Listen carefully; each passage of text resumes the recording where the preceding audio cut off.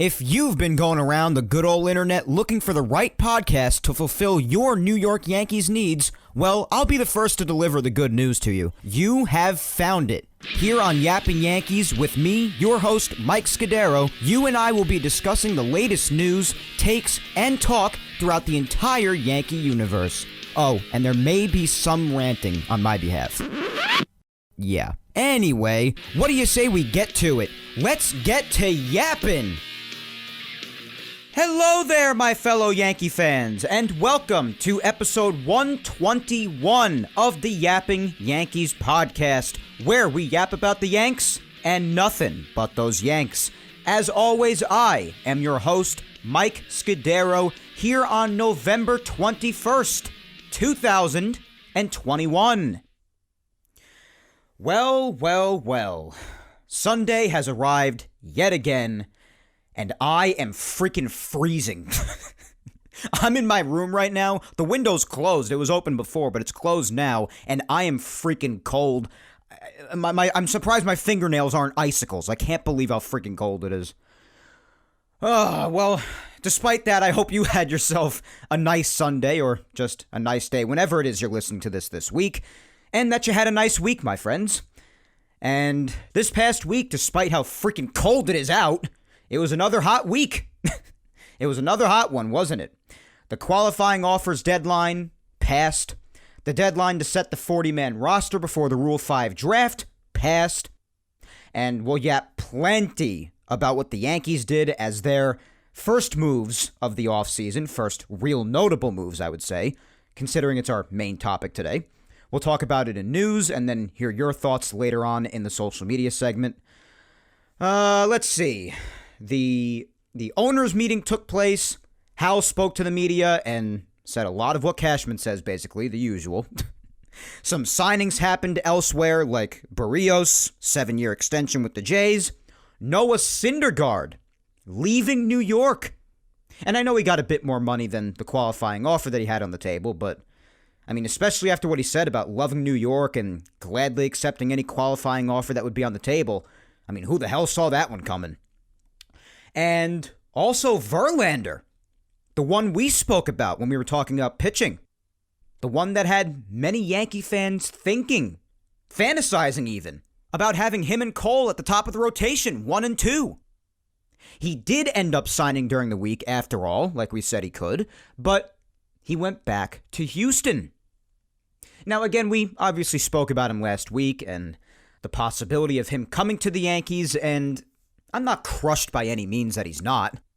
There is the risk coming off Tommy John surgery and the age going on 39 years old. We know this. But I'm not going to pretend I'm not a little ticked off. I said last week that I'd still be happy to get him. I'm not going to go back on that. It's Justin freaking Verlander after all. But he's going back to Houston. 1 year, $25 million contract with an option for a second year. A player option. Now, that, my friends, is a lot of money. But I guess, especially after Syndergaard, although he's younger, also coming off Tommy John surgery, got over $20 million, 21 to be exact. I guess it's to be expected for someone of Verlander's name and caliber to get even more, even though he's older. And reports said yesterday that the Yankees offered him $25 million as well. They offered him the $25 million. But just for a year. There wasn't a second-year option, no opt-out or anything like that. So obviously he's going to go with the option for a second year with a total of $50 million. Duh. He's going to go for more money and more years. But with the age and the risk, guys, 2 years and the money per as well, it's a risk. That's a lot of money. It was never in doubt that it was a risk, but especially in his category, the age, the risk coming off Tommy John, it's a lot of money. And I even spoke about that, what lines I wouldn't really cross. I mentioned that last week. It's a lot of money. Not to say the Yankees can't afford it. Of course they can, but you know what I mean. And we know there are bigger problems than starting pitching on this team anyway. We established that of all the problems that existed with the 2021 Yankees, that, believe it or not, contrary to a lot of prior seasons, the starting pitching was probably the least of them. So we know there are bigger problems to address. As nice as it would be to add starting pitching, you can never have too much good pitching. there are also things to address, as we know. Other things that were far bigger issues this past season, and maybe even seasons prior to that were never solved. And I'm not just saying that because he didn't sign here. That's my honest take on it. I'm not being sour about it. I always give my honest takes on here. No bias. None of that crap. That's never been the way it's been on this show. It's always been honest takes, no bias. But anyway, so Verlander, Syndergaard, signed. Barrios, extended. And someone, I've got to address this, even if it's just for a second, but someone also had Twitter in chaos this past week. Some may know who I'm talking about. I won't name names, but he had Twitter in shambles, this guy. Had him right in the palm of his hand over saying that Matt Olson would be a Yankee in a matter of hours in the early afternoon on Tuesday. We spoke all about Matt Olson last week on here, obviously, when we were talking about first base. First base was the main topic last week. And I don't think you need me to tell you that even if it could still happen down the road, obviously, it did not end up happening ultimately in a matter of hours on Tuesday afternoon. So yeah, it was just, as you can hear, it was a wild week. It really was. People have got to stop believing everything they read, man. They've really got to stop doing that. There are two people I trust, and I said this on Twitter too. When it comes to baseball reporting, there are two people that I trust on the whole planet. Maybe another one or two. But the main two are Jeff Passan and Jack Curry. That's it. I don't believe anyone else. So most of the time I'll believe Ken Rosenthal, and other times I'll definitely believe the beat reporter for the Yankees. He's great too, I'll admit. Brian Hoke. I love Brian. But it just about ends there. So, a little advice from me, if you're going to take any advice from me ever, stop believing everything you read on the internet. Just please stop. It's for your own good. No matter how badly you want something to come true, and like I said, I would love Olsen on this team as much as the next guy, but no matter how badly you want something to be true, be more attentive, and don't just openly believe everything you read. Alright? Just a little advice from your friendly neighborhood yapper. But despite all that I threw at you about this past week, other than Luis Rojas officially being named the third base coach now, and obviously the 40-man roster moves, which we're going to talk all about today, nothing of official note really actually happened with the Yanks this past week, guys. So honestly, other than the chaos I threw at you just before the rumors and the other signings and everything, and a run-through of some of the news like Rojas, we've mainly just got our main topic of discussion for today in the social media segment, which is the same thing I'll be finishing off news with, since, again, it was the biggest subject for the Yankees this past week, and I'll segue right into getting all of your thoughts in the social media segment after news, after I give my own opinions on them, which are, again, the first notable moves this offseason by the Yankees with the 40-man roster deadline. So for this week, we're going to take a brief hiatus from dissecting each position one by one. We talked shortstop, catcher, first base, and now we'll take a break for this week and yap about today's main topic, being the 40-man roster deadline decisions. And then next week, if things are especially slower, definitely, we'll go back to talking positions. Maybe we'll tackle center field. I mentioned center field briefly last week, I think, but next week we'll go more in on it. But first, quick reminder, visit Ball9's website, ball9.com, and follow Ball9 across all social medias at Ball9. And don't forget to especially follow me, yours truly, on all social medias. Follow my Facebook fan page at Mike Scudiero NY. Follow me on Twitter at Mike Scudiero, and on Instagram at Mike Scuds97. Subscribe to Yapping Yankees on all 4 platforms it's available on too, guys. YouTube, Apple, Spotify, and SoundCloud. Leave a like below on YouTube if you're listening there. Leave a review on all the others.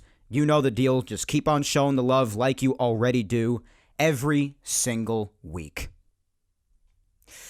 All right. Time for news and my opinions on all the 40-man roster deadline decisions. So let us yap on this cold November 21st. And again, despite how cold it is, the other signings that took place, the intensified Olsen rumors thanks to our Twitter friend, and all the news about Rojas becoming the third base coach, and all the 40-man roster deadline moves by the Yankees, one can also say it was a pretty hot week in many other ways. So let us discuss starting on Monday, when Jeff Passan went on Talkin' Baseball and more or less basically said that Verlander could be a Yankee, and soon. So like I said before, that got people crazy. Even more so than last week when we were already talking about the possibility of Verlander possibly being a Yankee someday, and possibly this past week. But of course, we all know what his ultimate fate would be. He would return to the Astros. And I already know what some of you might be saying. You might be saying, Mike, I thought you said that Jeff Passan was one of the very few that you trusted before. Well, first of all, he didn't guarantee that Verlander would sign with the Yankees. He said that he could. It was something that was believed in the industry, and it just didn't happen. So it was a belief that was out there. Nothing was guaranteed, and it just didn't happen. It happens. It's the people who guarantee that something is about to happen, and then it doesn't happen, that I take issue with. But anyways, so that was the Verlander stuff. That was real hot. Of course, followed by the Olsen chaos the next day on Tuesday, even though nothing ended up coming of that. And then, like I mentioned before, the Yanks also officially hired Luis Rojas as the third base coach. And it'll turn out that he will also actually be the outfield coach. So that wasn't discussed when we were talking about Luis Rojas from before, so that's a nice little addition there. He'll be the third base coach and the outfield coach. So like I said last week when this move seemed all but complete, at least the move to be the third base coach, there was no word about him being the outfield coach as well, but regardless, last week when we spoke about this, when the move was all but complete, I want to repeat the same thing that I said last week. Welcome aboard to Luis Rojas, and I know a lot of people are paranoid because of how poor of a job he did as the Mets manager. Third base coach and outfield coach, that's not a manager, guys. It is quite different, so I'm really not worried about it, and like I said last week, and I still stick to it, I think this could be mutually beneficial for both sides. But of course, in time, we will see how possibly right or wrong I am about that, but people seem to be optimistic about it, so we'll see what happens. And despite the CBA still expiring soon, the first day of December, I still expect the Yankees to fill the rest of the coaching vacancies in the near future as well. It was also announced that they met with Freddie Freeman's people. And by the way, speaking of Freddie Freeman and the Yankees meeting with his people, in case anyone was wondering, the reason I didn't associate Freeman with first base possibilities on last week's episode when we were discussing first base, it wasn't because I don't want him or anything. Guys, I'd be throwing a street parade if they got him. That's not it at all. Don't misunderstand me. I just don't think it's realistic. I really just don't see him leaving Atlanta. Especially after they just won now 2 finally.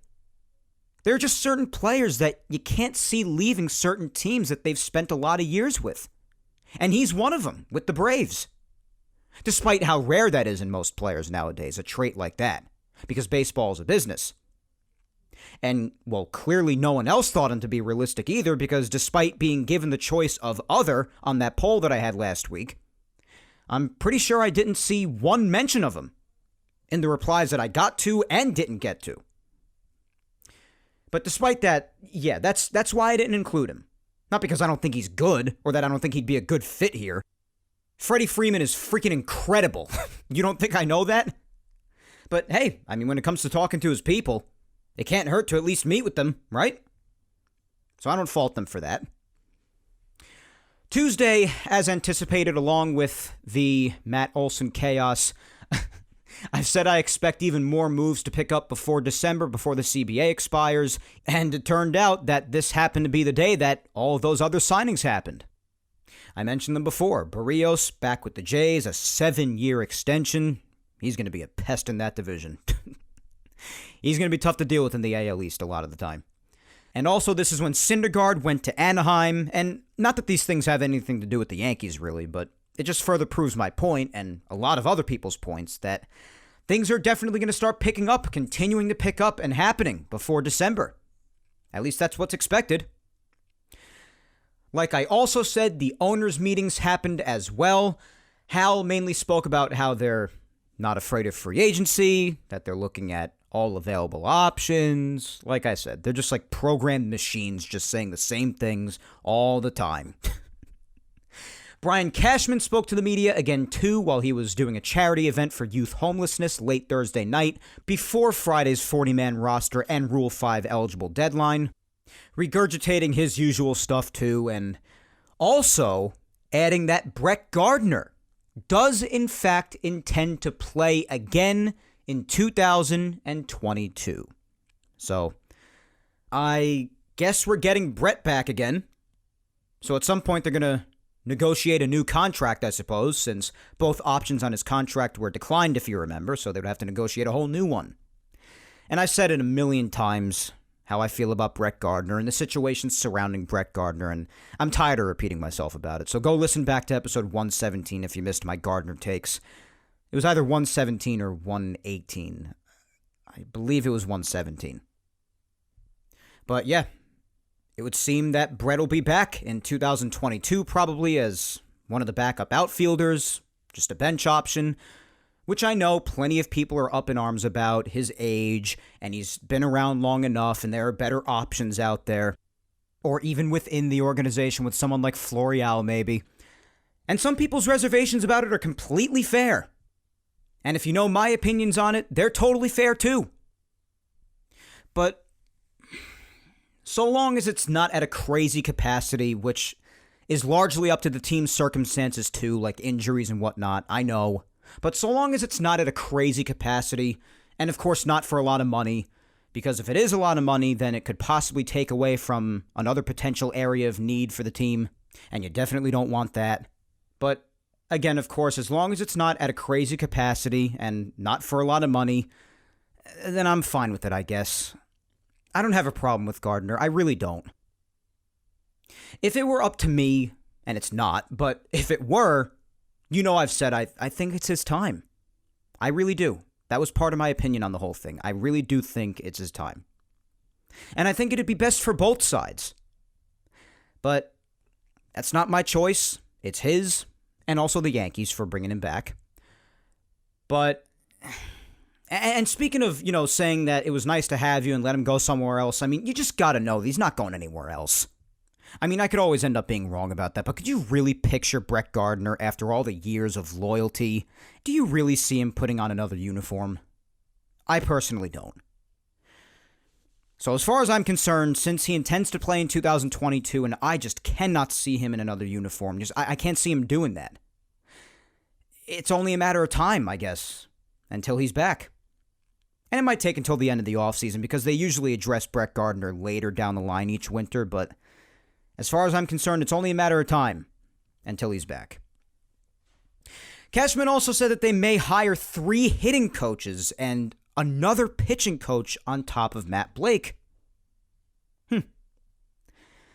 More perspectives, I guess. Not really against that. He spoke about possibly talking extensions with Judge at some point, maybe. I still think that doesn't happen until next winter, personally, when he's a free agent, but I could be wrong. He further emphasized how, although they're looking at multiple options and areas of need, that they're really prioritizing shortstop, as they should. We've spoken all about that. And as I said, at this point, it still seems like the bigger signings like Correa and Seager might take longer, while others like Semien, maybe, might get done sooner. But we'll see. And as I've also said plenty of times today already, nothing more really on a potential Olsen trade, since our Twitter friend had most of the fan base by the cojones, saying that a trade was imminent and then nothing happened. And around the time that was going on, in the beginning of the week there, that's really when everything was getting real hot again rumor-wise. But since then, outside of the 40-man roster officially being set, the at times exhausting rumors of this past week went pretty quiet after that. The Olsen stuff died down, Verlander signed, and of course, like, Barrios got extended, and Noah left New York, and everything just sort of went quiet after that. But like I said, a hot week, filled with lots of chaos, but then it went quiet. It's just bizarre. That December 1st deadline, I tell you, it's got everyone going nuts. But the 40-man roster, the deadline on Friday to set it, protect some Rule 5 guys too, that passed. And the announcement on what the Yankees did came trickling in shortly after the deadline at 6 o'clock Eastern.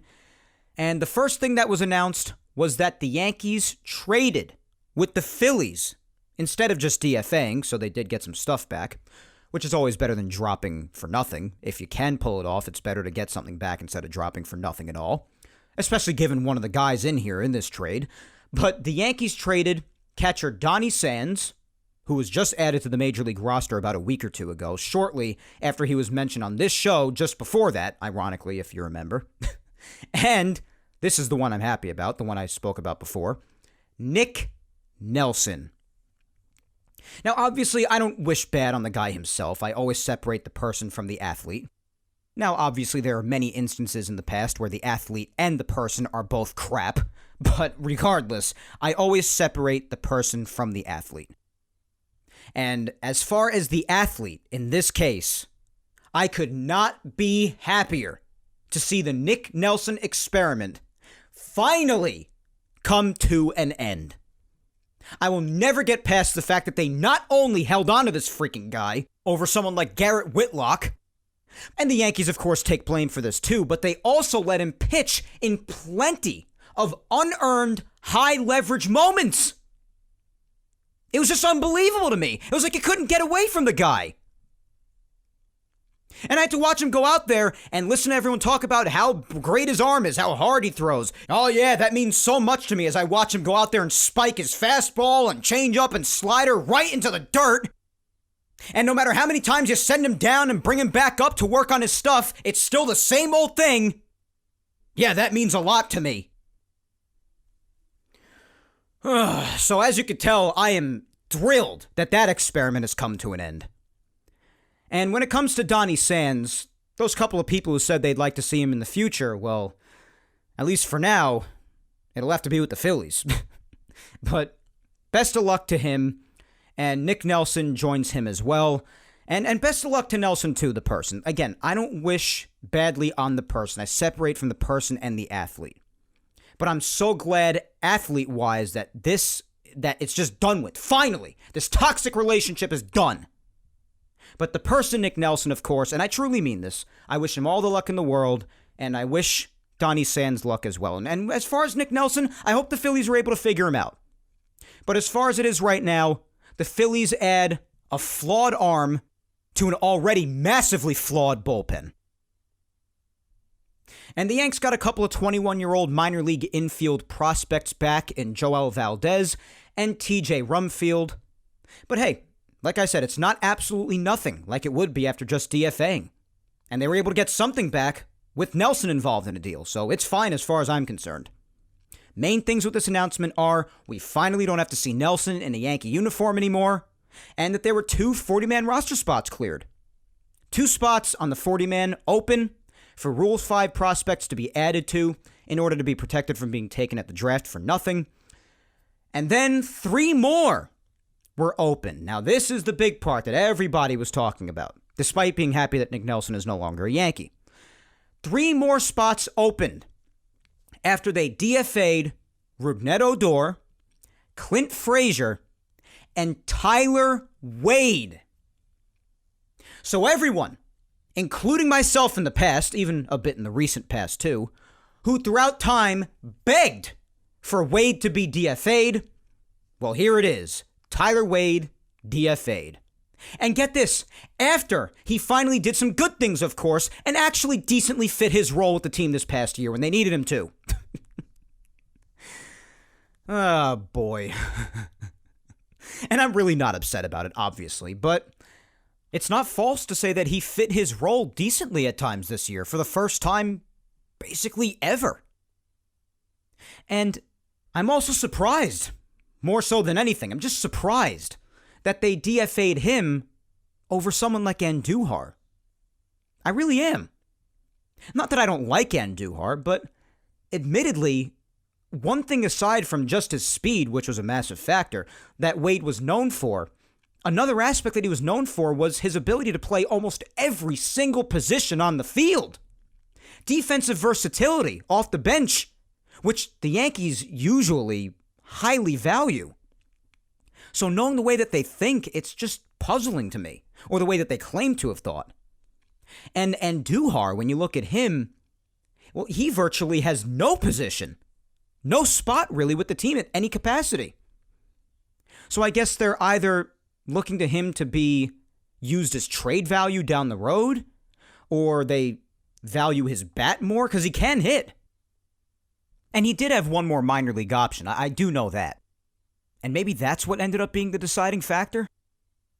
But that's really all I can think of. But just knowing how the Yankees think, it just surprised me a little bit. Just knowing what they usually value. And seeing Andujar survive the DFAing and Wade getting DFA'd. Despite Andujar having one more minor league option and Wade not having any, that just surprised me, that's all.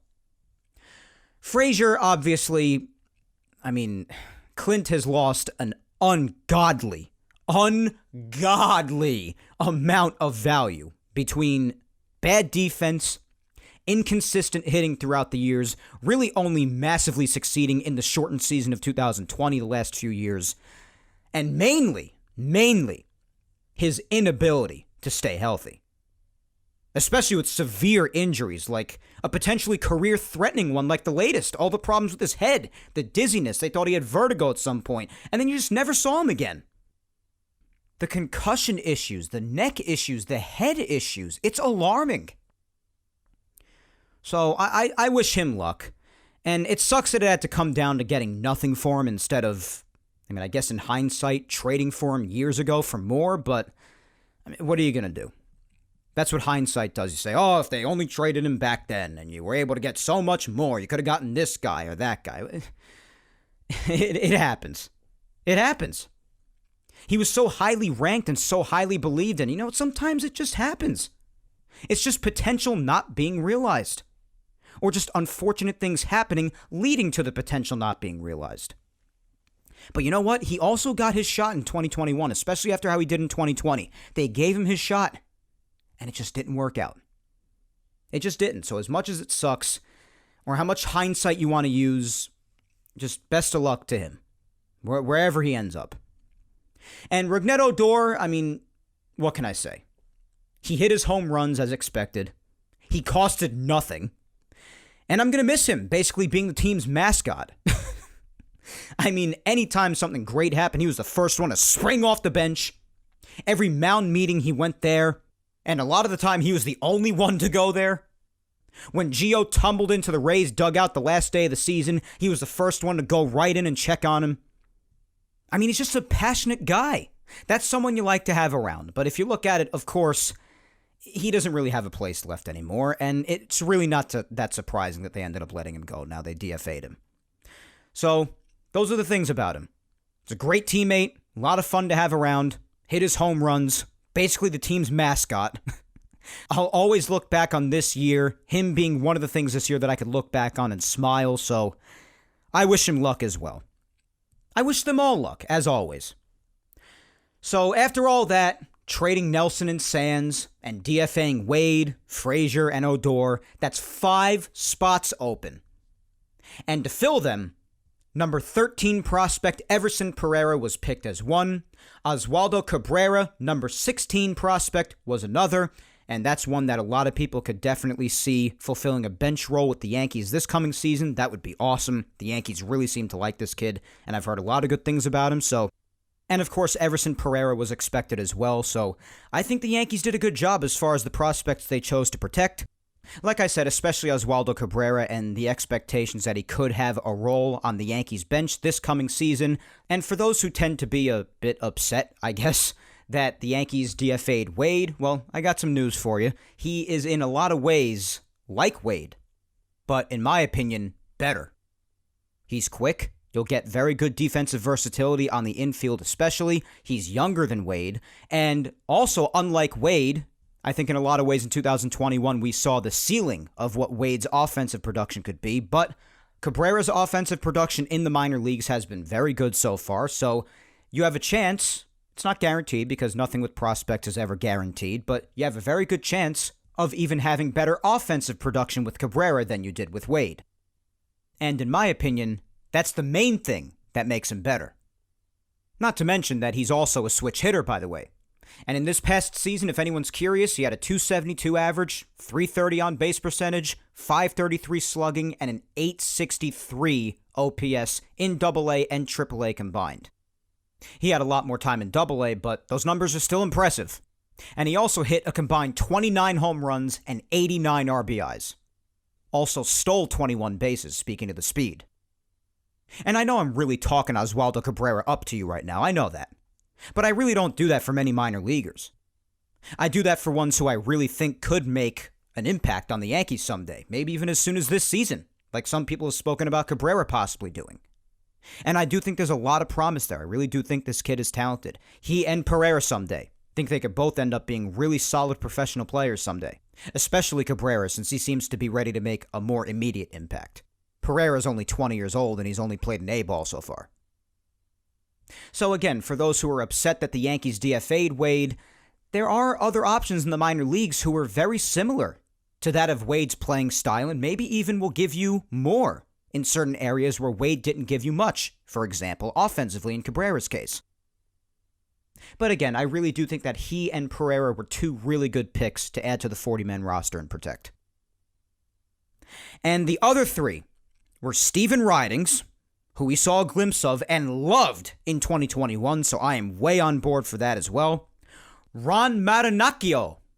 I believe that's how you pronounce that name, and looking at it as someone who speaks a decent amount of Italian, that's how it should be pronounced if it's not, so Ron Maranachio.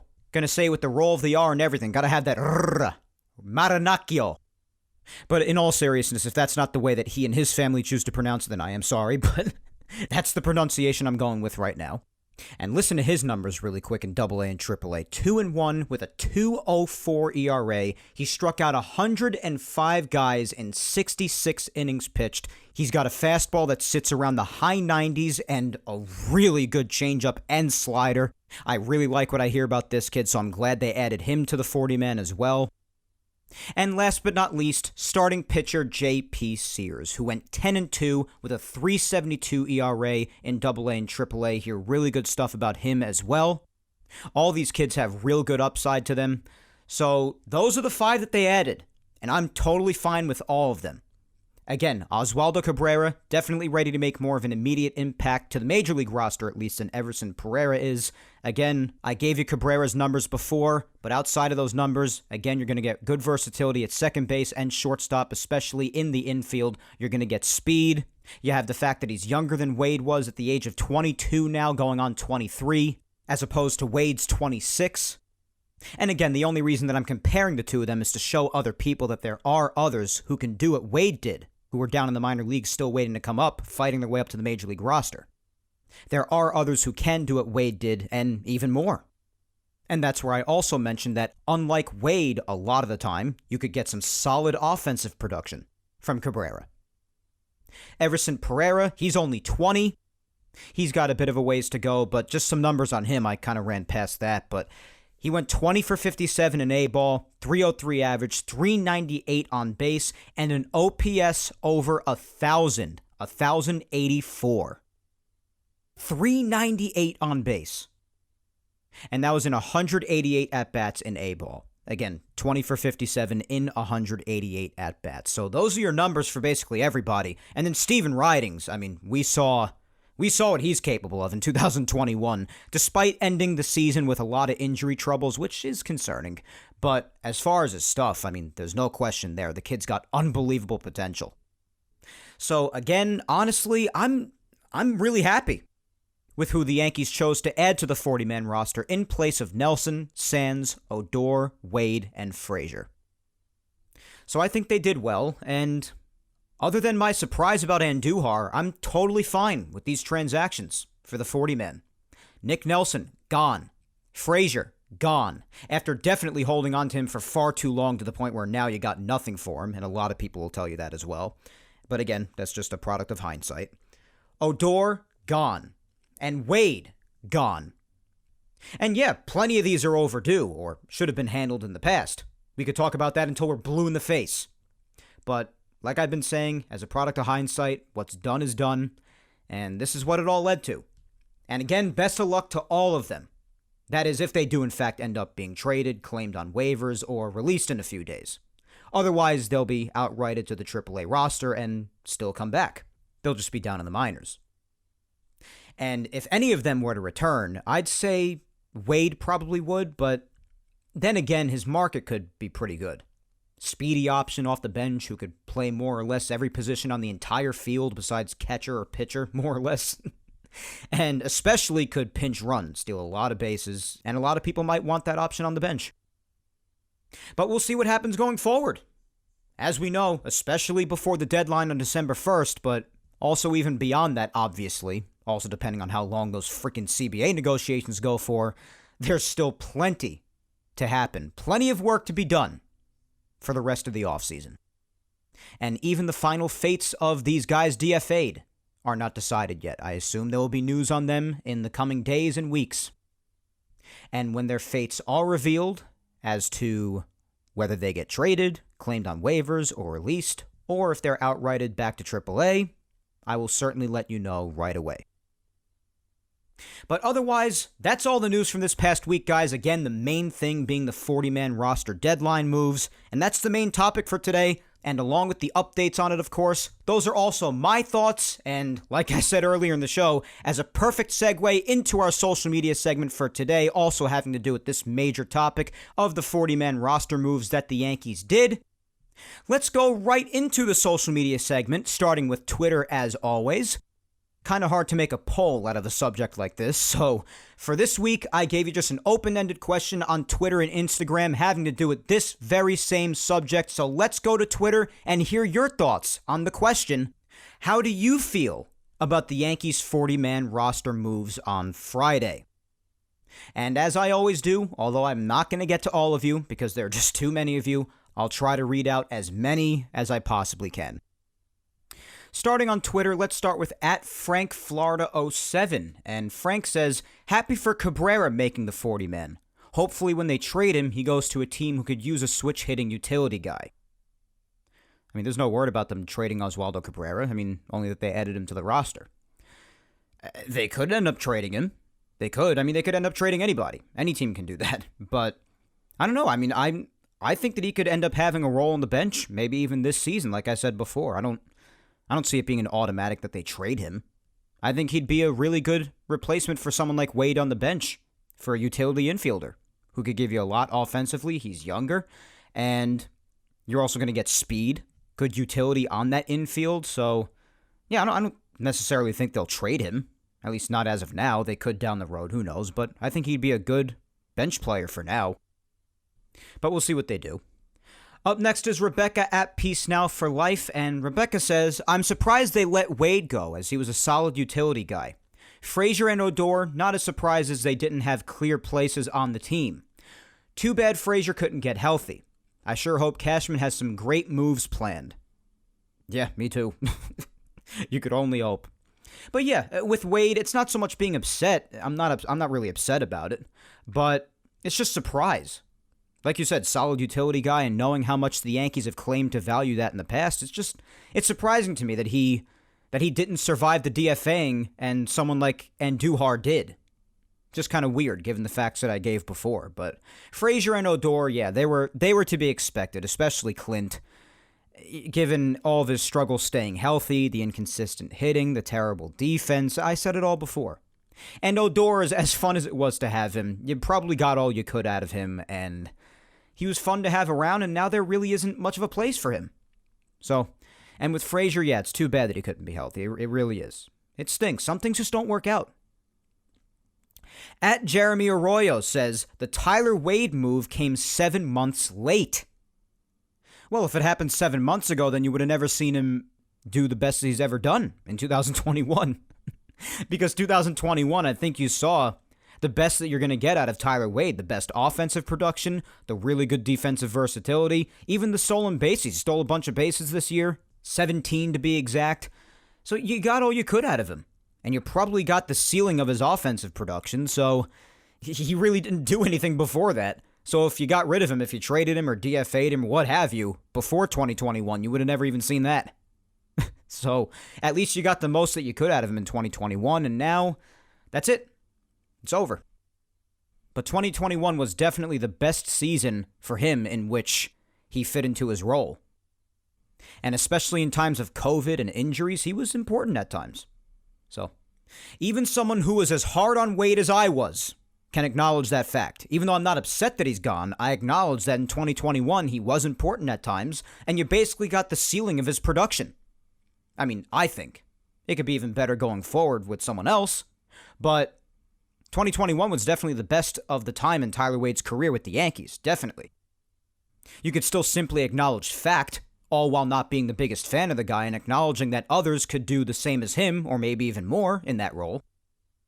So, next we have at Yankee Ken, and they say the only surprising move was Tyler Wade. Frazier getting DFA'd just shows how much his value has cratered. I'm also surprised that Andujar is still around. Yeah, that's exactly what I said. I mean, someone like Andujar sticking around, but Wade not, especially given how the Yankees seem to value certain guys and the things they do choose to value. Usually defensive versatility, that's a big one with the Yankees, but also just in the game of baseball today overall. So that was the surprise part, but yeah. Frazier getting DFA'd, I mean, that was to be expected. Odor, too, no matter how fun it was to have him around. So, yeah, a lot of my similar feelings there. At NYY 2022 WS Champs says, I think the Yankees made the right moves, cutting 3 players with no real trade value. Yeah, I think the one that could have the most value in the market right now is probably Tyler Wade because of his defensive versatility and his speed. I could see a team out there maybe wanting that for their bench, but other than that, maybe someone will pick up Odor. That could be if they need a home run guy, because that's basically the main thing you're going to get from him is home runs. And Clint Frazier, unfortunately, yeah, it's going to be tough for him. That's going to be tough for Frazier, given how the first 5 years or so of his career have played out, with the exception of 2020, the shortened season. So, and his health is a big concern. Those problems that he has health-wise, those are concerning. It's a shame it didn't work out as planned, with how excited they were for him back when they traded for him with the Indians in 2016. Next, we have Spencer at Musician DMD, and he says, I support the moves, but I don't exult in them being made. We got all we could from Odor. Clint has serious medical issues. I genuinely wish him well. Very tough to see Wade DFA'd. He played his heart out and improved the more he played.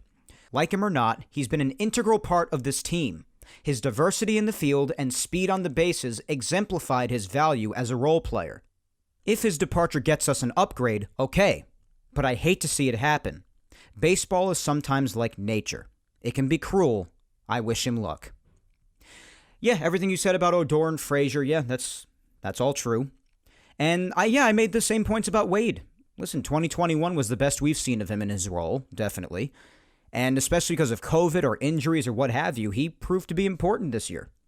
Even though I'm still hard on him, not the biggest fan of him, and I'm not upset to see him go, those are just facts. You can't deny that. He was an important part of the team, and you give him credit where credit's due. I've always been someone like that. You give credit where credit is due. Always. And the points you made about Wade, it's true. But like I said, whether it be from the outside or even within with someone like Oswaldo Cabrera, like I was talking all about before, there are other guys who could do what Wade did, and maybe even in a lot of ways better, especially offensively, for instance. So I think they could find a way to upgrade that role that Wade had on the bench. At Bronx Bang Bang says, tough business. Frazier and Odor would not have cracked this roster come the end of camp. Right moves, but sad to see them both go for different reasons. Wade is an asset, and in an offseason where the stated goal is to get more athletic, DFAing the most athletic guy on the roster is strange. Well, I don't know the most athletic guy on the roster, but he's definitely the fastest, or was the fastest.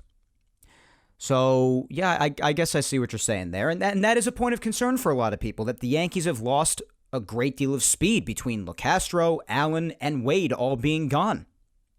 So, I understand that concern, but they could be replaced, whether it be by a guy like Cabrera or someone else, or multiple other guys that they still plan on getting in the offseason, perhaps. But I do understand that point of concern, that they got nothing other than basically like big sluggers now. You got really no one that's fast. But the offseason is still young.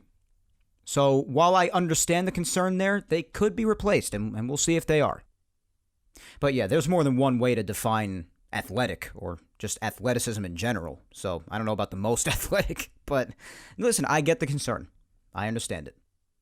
I mean, speed, it's important. At Brian_TGP says, I love that they're moving on from Frazier and Wade. It's a sign that they're turning a corner in how they build their team rather than trying the same old thing. Oh, please don't say turning a corner. The PTSD is coming in. But, yeah, listen, I get it. I get it. These are names that hadn't contributed much in the past at all. In a lot of moments, Wade, basically not at all, really, before 2021.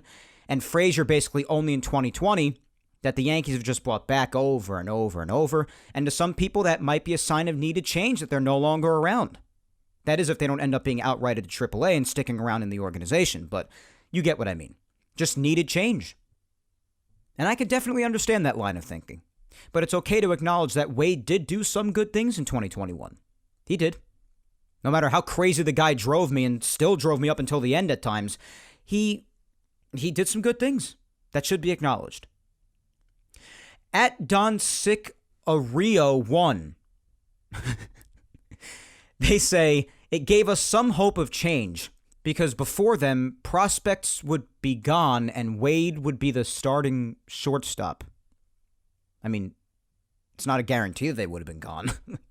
Like, if they didn't protect Pereira and Cabrera, I mean, it's not a guarantee that any of those guys are gone, and even that the other Rule 5 guys who weren't protected will be gone. It's not a guarantee as of yet.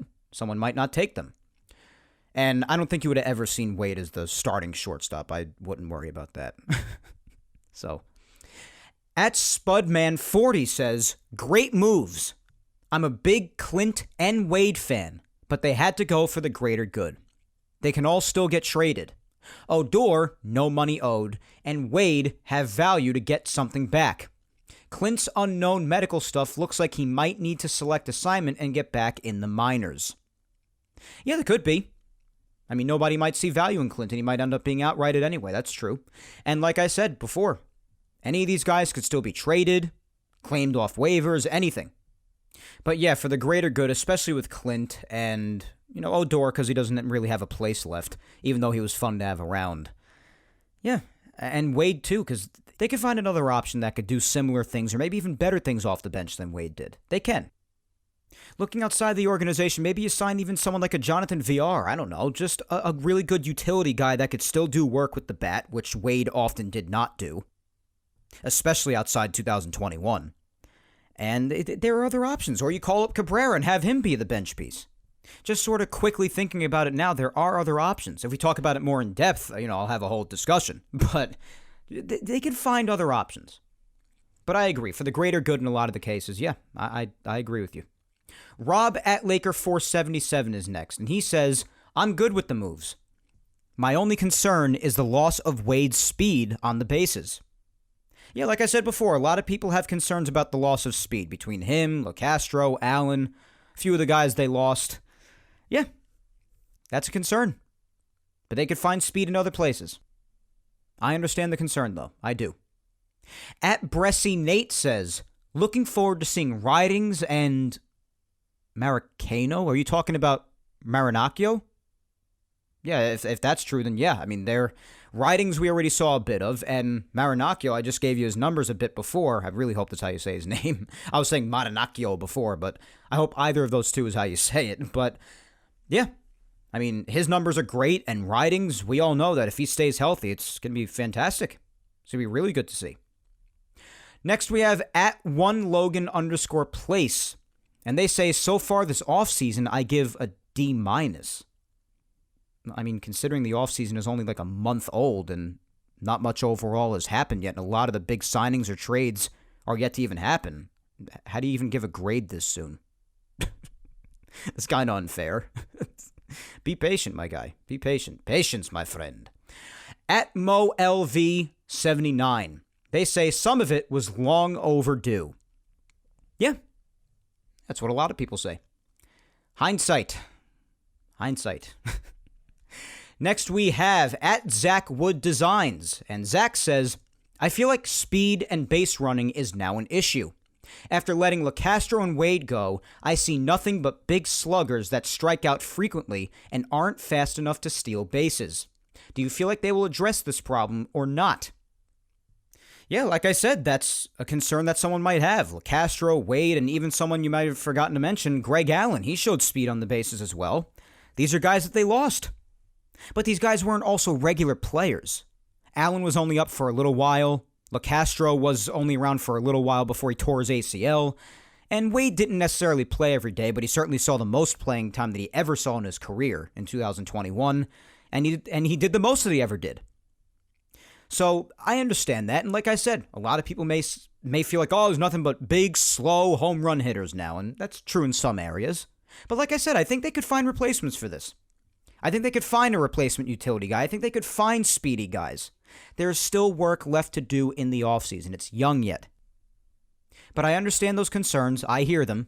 My advice is to just be patient. There are options like Cabrera. There are other options like Jonathan VR on the outside. If you pick up a Starling Marte for center field, by the way, which you guys all know that I am very much interested in doing, then you could have a huge element of speed there. Starling Marte stole 47 bases this past season. 47! 22 with the Marlins, and then after he was traded to Oakland, he stole 25 with them. So if you get him for center field, you have the speed aspect there. There's still plenty to do. So we'll see. They can easily replace these things. They can replace them. It's a matter of whether they will or won't. All right, I think I've read like anywhere from like 15 to 20 right now, so I'll do like 5 more, I guess. Let's keep on going. At Navy MILB, they say they were needed to move forward. Time to rid dead weight and IL regulars. Well, yeah, in some cases that was that. You know, with Odor not really having a place, I guess he'd be considered dead weight at that point, even though he was nice to have around. Clint Frazier, definitely an IL regular. And definitely before 2021, some people I think would definitely consider Tyler Wade to be dead weight.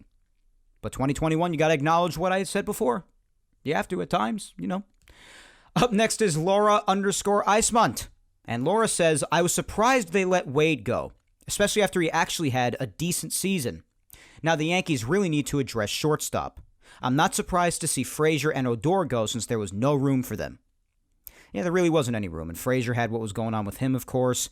And yeah, you acknowledge Wade, and that's okay to acknowledge him, even if you're not a fan of the guy.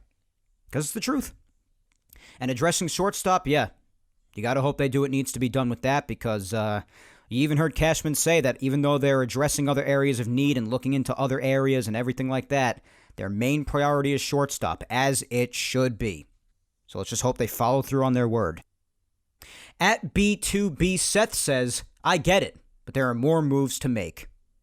Yeah, they're mostly understandable. I think they're basically totally understandable, except for being a little surprised over Wade, over someone like Andujar maybe. But yeah, plenty of offseason to go, plenty more moves to happen, and I mean, hopefully plenty more moves to happen, and there's still plenty more time to go, as I said before. At MD Nelly, my friend Mike Nelson, Mike says, they screwed up not moving Frazier when he had any value. Odor was a nice team guy that they had for basically free last year. There are 100 Tyler Wades in the minors right now. None of these moves shocked me one bit, and none of those players can't be replaced by what's in the farm. Yeah, I basically agree with all that, Mike. I really, really do. I mean, Frazier, hindsight. Hindsight, my friend. And for those of you who were calling it back then, good for you. Then it's not hindsight for you. You were calling it for a while now. Then you're just saying it again now. Good for you. But in a lot of people's cases, especially after 2020, when a lot of people are like, give him a shot, give him a shot. And they did in 2021. But for a lot of people, and especially the Yankees, hindsight. And yeah, Odor's a nice team guy. I said that. And Tyler Wade, yeah. Even though some people might be surprised, even myself included. Like I said, I don't believe it's anything that they can't replace, whether it be in the minors or elsewhere. So I agree, Mike. I do agree with that. At MPF828 says, did what had to be done. Yeah, that's how a lot of people feel. At Original UYF 1950 says, it's still a work in progress and will change with additions this winter. Yeah, it will. There's still plenty of offseason to go, like I said, but just wondering people's thoughts on this right now. At Bobinski says, keeping Andujar indicates to me that they still don't prioritize defense. Yeah, I mean, listen, they've always claimed to love defensive versatility, which is why I was surprised that someone like Wade was DFA'd over someone like Andujar. And it's really just a big theme in baseball overall nowadays. Guys who can play a bunch of different positions and especially play them well. All right, 2 more, and then we'll read a couple over on Instagram and then end today. At Jesse Petunia says, I feel like Andujar is a trade chip for when the NL goes with the DH. That's interesting. I mean, it's not a guarantee that they will yet, but it's very much expected that the DH will be adopted in the National League after the CBA negotiations. But yeah, I mentioned that before as a possibility as to why Andujar could have been kept over Wade, at least as of right now. I mean, could it be used as trade bait later? I mean, I don't really know how much trade bait because, everybody loves to have said in the past, Clint and Andujar for this guy. I don't know, as a joke or serious, mostly as a joke, I guess, even though it ran real stale real fast. But I don't really know for how much you'd get back for him unless he's just involved in a huge package and just you dump him off. But, I mean, maybe he could be more valuable as a DH because then you'd use basically the only strength of his game being hitting. Because Andujar can hit. I never denied that. But he's also almost never healthy. He's a lot of trouble staying healthy too, so there's that. And that's also why his value has gone so low. Along with the fact that he just basically has no position and can't play defense. But, could be. I mentioned that as a possibility to just throw out there before, but it could be. Who knows? All right, last up here on Twitter, I'll go with at BruceDeer2 saying, very poor, giving up on the young players, but that is the Yankee way and is why the other teams are getting better. I asked him which young players he was referring to because I was very confused. He said Wade and Frazier. You give up on them and now they'll go elsewhere and win. I don't really agree with that assessment. Because like I said, in the 5 years that Frazier has played, he's really only had one successful season, being the 60-game season. And he's established that he can't play the field. His hitting is inconsistent, dangerously inconsistent. And he can't stay healthy. So that's not called giving up to me. That's called a needed change. And Wade I can understand more because I said the speed and versatility, and you can acknowledge that he did some good things in 2021. But yeah, most of that assessment I don't tend to agree with. But hey, that's okay. Not everybody's going to agree on everything, right? So that is all for Twitter, guys. Thank you all so much for the interactions. As always, I'm very sorry to those I couldn't get to, but listen, it's the usual thing. There are just too many of you. Keep on commenting. I promise I'll get to you someday. I promise. One of these weeks I'll get to you. But let's just read a couple over on Instagram replying to the same question, of course, and then we'll put a bow on this very beautiful episode 121. Again, the question is, how do you feel about the Yankees' 40-man roster moves on Friday? We'll just read a couple of replies over here on Instagram. First up, we have my good friend Tina at MountainGal456 saying, I don't have a real problem with the moves. I wish Clint Frazier well. He seems to have some serious health issues. Odor was fun, but time to move on. I was surprised to hear about Wade. He gave it his all and was always ready to play. Hopefully he will do well elsewhere. Yeah, it's plenty fair enough, Tina.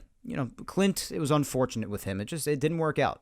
Serious health issues, absolutely. Odor was fun, and Wade was a bit of a surprise. Not necessarily upsetting, but yeah, it was a surprise. At least to me it was. And there were times that he was important to the team. 2021, we saw some good things, especially in times of need. So, yeah, he did give it his all. Absolutely fair. And then we'll do the final two as always. First up, my girlfriend, Vic Salimo. Vic says, I was surprised that they DFA'd Wade now when he actually had a decent season. I think they did the right thing with Clint. I just wish that they had done something sooner when he had more value so we could have gotten something for him.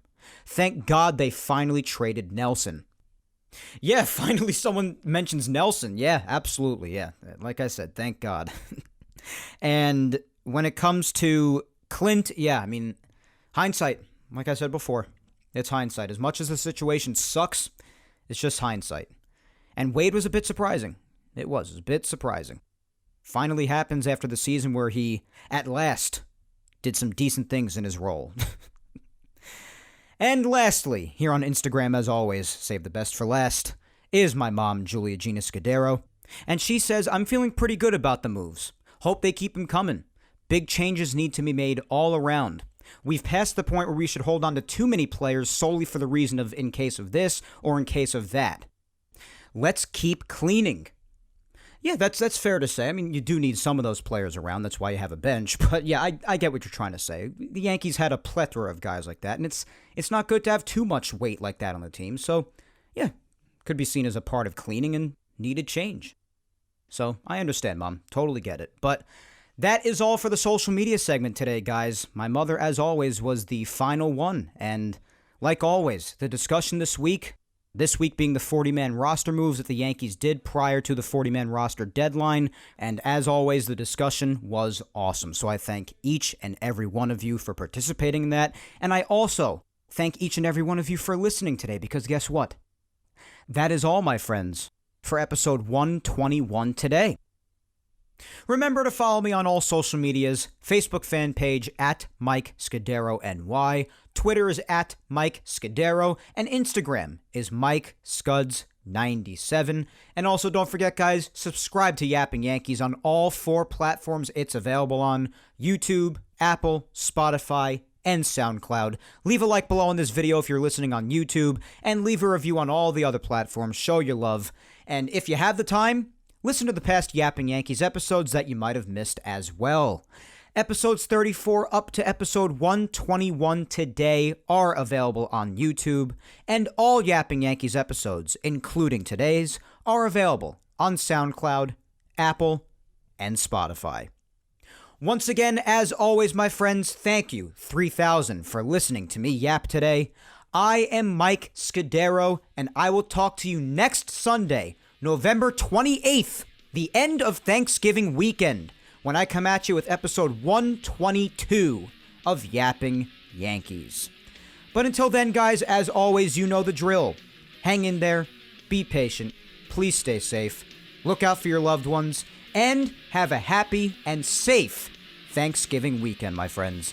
Take care.